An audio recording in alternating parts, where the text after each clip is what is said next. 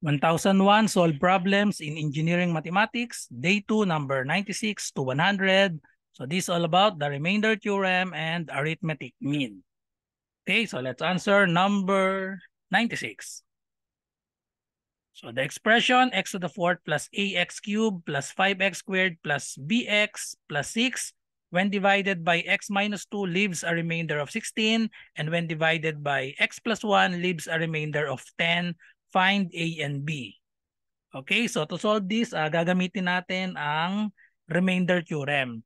So ang sabi sa remainder theorem, kapag yung expression natin p of x, so ilet natin itong expression natin ay p of x. So kapag dinivide dyan sa x minus c, so pag dinivide siya sa x minus c, ang p of c ay equal sa remainder. Okay, so yan yung remainder theorem. Okay, so solve na natin. So sa first, ang sabi, when divided by x minus 2, it leaves a remainder of 16. So ang ibig sabihin lang nun, p of 2 is equal to 16. Okay, so i-substitute natin yung 2 dito sa ating x, dito sa expression natin sa p of x.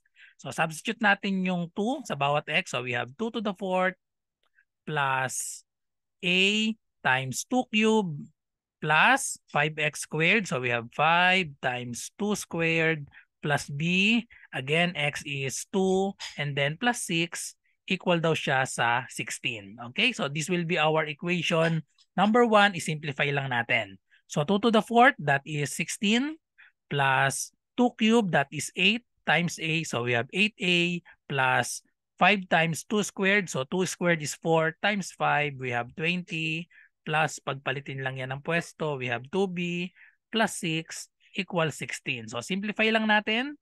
Papapansin nyo may 16 sa both sides. So pwede nang makancel ito. So 0 na lang itong nasa right side natin. And then combine natin ito 20 and then 6. So we have 8a plus 2b plus 26 equals 0. And then, tingnan natin yung numerical, yung mga coefficients niya, 8, 2, and 26, lahat ay divisible by 2. So, i-divide natin both sides by 2 or multiply both sides by 1/2. Okay? So, multiply natin both sides by 1/2. So, we have 4a plus b plus 13 equals 0. So, gawin natin standard form. Si 13, ilipat sa kabilang side, magiging negative. So, 4a plus b equals negative 13. So, this will be our equation number 1. Okay, so magkakaroon tayo ng system of equations dito. So ito namang isa, when divided by x plus 1. So pag dinivide naman sa x plus 1, ang remainder daw niya ay 10. So ang ibig sabihin lang nun, p of negative 1, opposite dapat since x plus 1 yan, or x plus 1 equals 0, solve for x equals negative 1. So equal daw siya sa 10. So ang negative 1 is substitute natin dito sa x, sa expression natin, or sa p of x. So we have negative 1 to the fourth plus a times negative 1 cubed plus 5 times x squared. So we have negative 1 squared plus b times negative 1 plus 6 equal sa given na remainder natin ay 10. So simplify lang natin ito. Negative 1 to the fourth, kapag even ng exponent, that is 1. Since dalawang negative kasi ay positive, so this will be 1. Then we have negative 1 cubed, so negative 1 pa rin siya times a. So we have negative a. And then negative 1 squared, that is 1 times 5, so plus 5. And then we have negative b plus 6 equals 10. So simplify natin. So 1 plus 5 plus 6, that is equal to 12. Then just copy negative a minus b equals, okay, sorry, ito ay 10, but naging 0 siya, equals 10. Tapos yung negative a and negative b, ilipat natin sa kabila. Kasi negative siya para maging positive parehas. Tapos itong 10 ang ilipat natin dito sa kabilang side naman. So pag naglilipat, change natin ang sign. So yung 12 nandyan lang, kopyahin lang. Si 10 nilipat na sa kabila, so magiging negative 10. Tapos si negative a and negative b transpose to the other side, so we have a plus b. Therefore, the equation number 2 is, pagpalitin ulit natin ang pwesto, so we have a plus b is equal to 12 minus 10, that is equal to 2. So this will be our equation number 2. So pwede na natin isolve ngayon by elimination method na lang, kasi yung mapapansin nyo yung b natin parehas. So isubtract lang natin equation 1 minus equation 2. So change lang natin ang sign ng equation 2 since minus ang operation natin. So we have 4a plus b equals negative 13. So that's the equation number 1. Equation number 2, change na natin ng sign para diretso na tayo. I-add na lang natin. So change the sign. So minus a minus b equals negative 2. So okay, so i-add na lang natin since change na natin yung sign. So b minus b, that is 0. 4a minus a, that is equal to 3a equals negative 13 minus 2 is negative 15. Divide both sides by 3. So therefore, the value of a is equal to negative 5. Okay, so sa choices natin, negative 5, ayan. So letter B na lang or letter C ang pwedeng maging answer natin. So isolve na lang natin si letter B sa equation 1, pwede rin dito sa 2. So dito na lang sa equation number 2. So substitute lang natin si A daw is negative 5. So ito ay magiging negative 5 plus B equals 2, and then add 5 to both sides para mawala na yung B na lang ang matitira sa left side natin. So therefore B is equal to 7. So therefore A is negative 5, B is 7. The correct answer is letter B. A is negative 5, B is 7. Okay, so next number, number 97. So this is about mean. Ayan. So the mean of x and y is A. So the mean of x and y is A. So ano bang formula ng mean? Ang formula ng mean natin, x bar is equal to summation ng x over n. Okay, so ibig sabihin, i-add lang natin yung dalawang given. So the mean of x and y. So i-add natin, yung variables natin dito ay yung x tsaka y. So therefore, x plus y, i-divide natin kung ilan sila. X and y, dalawa sila. So x plus y divided by 2 equals daw sa a. Okay, so equals a. So this will be our equation number 1. And then next, the mean of y and z. Y and z naman is b. So ganun pa rin. So y plus z divided by 2 is equal to b. So this will be our equation number 2. And then we have the mean of x and z. So x and z. So x plus z divided by 2 ay equal naman daw sa c. Equals sa c. So equation number 3. So ang hinahanap, what is the mean of x, y, and z? So mean ng x, y, and z. So tatlo sila. So therefore ang hinahanap natin ay x plus y plus z divided by 3. Okay? So yan yung hinahanap natin. X plus y plus z divided by 3. So kung mapapansin nyo, yung left side natin ay puro dalawang variable. X plus y, x plus z, y plus z. So pwede nating i-add ang equation 1, equation 2 at equation 3. Dahil lahat naman sila ay tigda dalawang x, tigda dalawang y, dalawang z, tas lahat ng denominator natin ay 2. So i-add lang natin equation number 1 plus equation number 2 plus equation number 3. Okay? Or pwede ito i-simplify natin yung 2, pwede nating i-multiply dito. Pero pwede rin naman ganito, i-diretso add na natin. So since over 2 naman sila lahat, so lagyan na lang natin ng over 2. So over 2, so ito na yon. Ang left side natin, i-add lang natin to. So ayan, plus itong isa, y plus z divided by 2 plus itong left side pa rin natin, x plus z divided by 2 equal daw sa, ito naman yung right side natin, a plus b plus c. Okay, so lahat ito may denominator na 2. So pwedeng pag-isahin lang natin yung denominator na 2. Tapos i-add lang natin ang mga like terms dyan. So meron tayong dalawang x. So we have 2x plus dalawa rin yung y. So 2y plus dalawa din yung z. So plus 2z equals a plus b plus c. Then kung mapapansin nyo, meron tayong 2 dito. Pwedeng i-factor out or dito pa lang pwede na nating i-cancel yung mga 2. Or pag factor out natin, magiging to yan, factor out 2. So we have 2 times x plus y plus z over 2 equals a plus b plus c. Na pwede na nating makancel ang 2. So tapos yung hinahanap nating expression ay x plus y plus z divided by 3. So kailangan lang natin gawin, yung itong expression na to, ito na yan, x plus y plus z, i-divide na lang natin sa 3. So x plus y plus z divided by 3, divide natin both sides sa 3, a plus b plus c divided by 3. So ito na yung hinahanap natin na expression nito na mean. Okay? So therefore, the correct answer is a plus b plus c divided by 3, which is letter A. Okay? So next number, number 98. Okay, so medyo basic ito. Find the mean proportional. Mean proportional of 4 and 36. So pwedeng gawin yan ng dalawang way. Mean proportional, ganito yan. So kapag ganitong form, 4 is to x equals x is to 36. So yan yung ibig sabihin ng mean proportional. Itong dalawang nasa gitna ay magkapares na number. Kapag naman fraction form, that is 4 over, pwedeng kahit anong variable lang gamitin natin. Kung let's say n ang ginamit natin, 4 over n equals n over 36. Okay, so ganyan lang ang pag-solve niyan. Tapos i-apply lang natin. Kapag ganitong form, kino-cross multiply lang. Kapag naman ganito, product of the means, yung gitna equal sa product ng extremes. Okay? So product ng extremes yung nasa labas. So x times x, we have x squared is equal to 4 times 36. Pwede na nating hindi i-multiply yan. 4 times 36 na lang. Kasi naka-square ito, tapos i-express natin yung 4 as 2 square, and then yung 36 express natin as 6 square. Para mas madali na, tatagal pa kasi pag minultiply. Tapos extract natin ang square root ng both sides. So makakancel lang yan, cancel ang radical pati ng mga square. So therefore ang matitira na lang ay 2 times 6. So therefore the answer is, the mean proportional is 2 times 6. The answer is 12. So same solution kapag ito ang ginamit natin, cross multiplication. The correct answer is letter C, 12. Okay, so next number, number 99. Okay, so tungkol sa arithmetic mean ulit, the arithmetic mean of 80 numbers is 55. Okay, so anong formula ng mean? Ang formula ng mean ay x bar equals summation of x, or ito yung total, over n. N kung ilan yung numbers na i-add, tapos yung summation of x, ito yung total. Okay?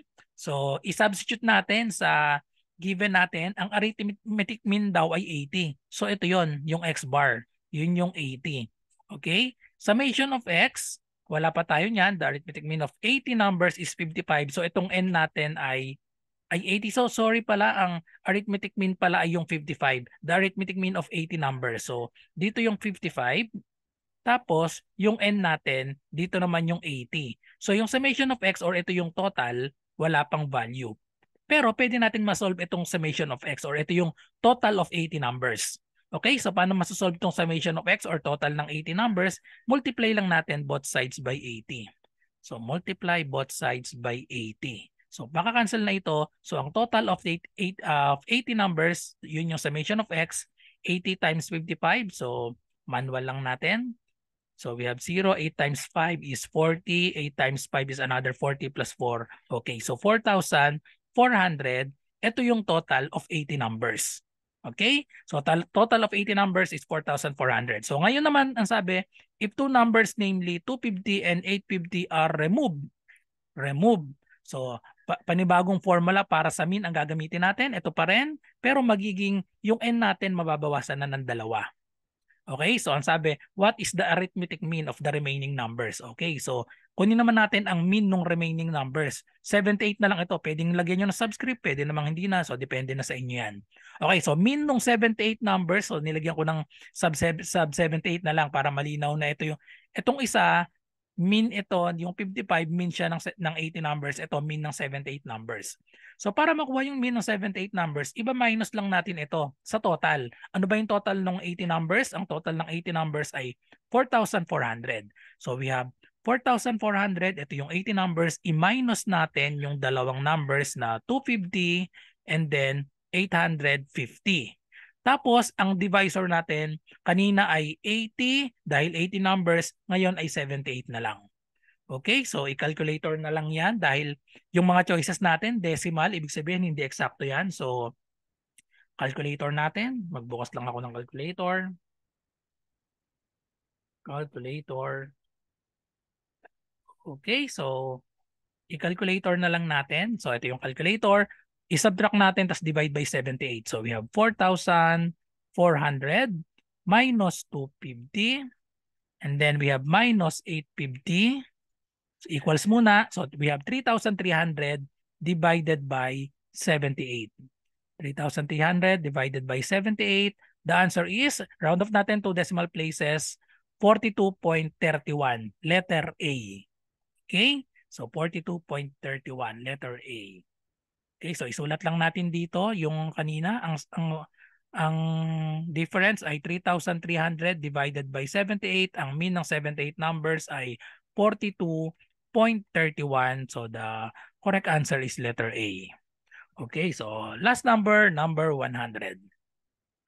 Okay, tungkol sa arithmetic mean ulit, the arithmetic mean of 6 numbers is 17.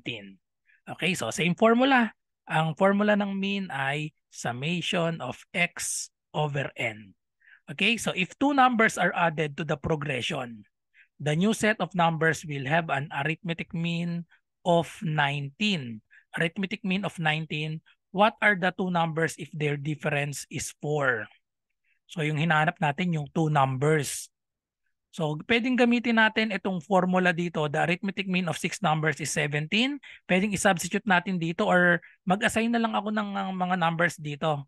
Ilalet ko tong summation ng x. Dalawa kasi siya eh. No? So lagay ko na lang let y. Let y equals the total. Total of 6 numbers. Okay? Or yun yung summation of x. Total of 6 numbers. Okay? Tapos, meron tayo dito, what are the two numbers? Hinahanap natin yung two numbers if their difference daw ng two numbers ay 4. So, anong ililit natin sa two numbers? Pwede nating ilit yung two numbers as x is the first number and then the second number is x plus 4. Pwedeng x plus 4. Ito yung second number. Kasi ang difference daw nila ay 4. Pag sinubtract natin itong dalawa, or pwedeng magkapalit, yung first ang x plus 4, yung second ang x, yung second ang x. Pag sinubtract kasi natin yan, x plus 4 minus x, ang matitira doon ay 4. So ibig sabihin lang noon, yung second or yung isa sa number ay mas mataas ng 4 doon sa isa, kaya ang difference nila ay 4. Okay, so equation number 1 natin, the arithmetic mean. So gamit itong formula na to, tapos nilagay natin ang summation of x na natin ay y. So sabi the arithmetic mean of 6 numbers is 17. So therefore, yung x bar natin magiging 17 equals yung summation of x natin, nilet natin na y over n natin is 6 numbers. Okay? So therefore, we can solve for y by multiplying both sides by 6.